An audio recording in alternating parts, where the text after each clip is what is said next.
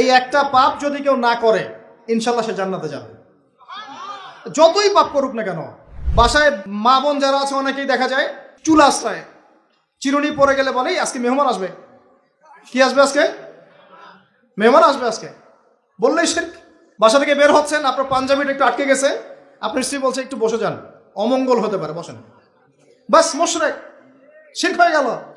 মুসলিম সমাজে রন্ধ্রে রন্ধ্রে শিরক। এখন রাস্তাঘাটে উঠতে বসতে পেপার পত্রিকা খুললেই শিরক। পেপার খুলবেন রাশিফল, সিংহ রাশি কন্যা রাশি, দিনটা কেমন যাবে বিশ্বাস করলেই মুশরিক হয়ে যাবে।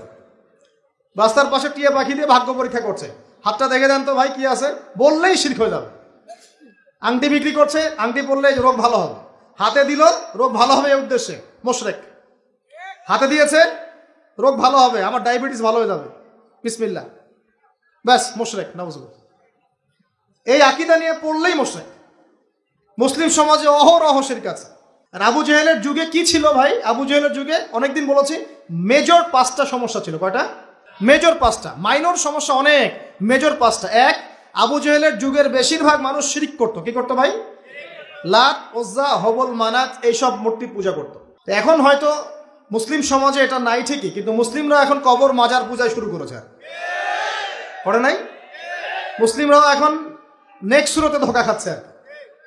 শিরক তো আমাদের সমাজে চলছে। শিরক কি হয় কেন আমি লেকচার দিয়েছি, দেখবেন মুসলিম সমাজে কত শিরক চলছে।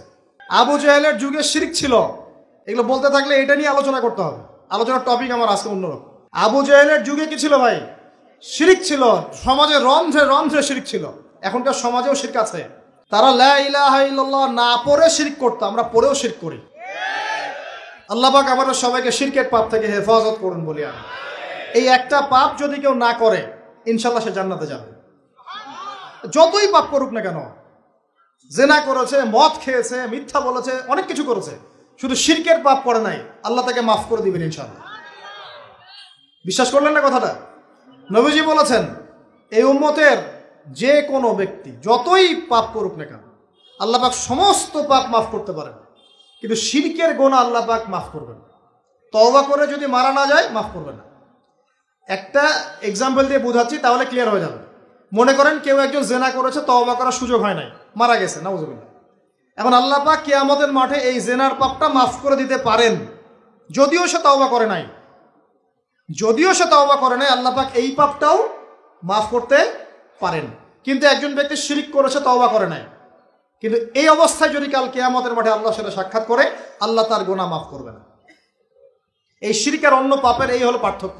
তাহলে সবচেয়ে কোন বিষয়টা থেকে আমাদের বেঁচে থাকা উচিত ভাই? শিরক কি ও কেন, একটা বই পাওয়া যায়, কিনে নেবেন। কিতাবুত তাওহীদ একটা বই আছে, পড়ে নেবেন। কোরআন সুন্নাহর আলোকে বিশুদ্ধ আকীদা, এরকম অনেক বই পাওয়া যায়।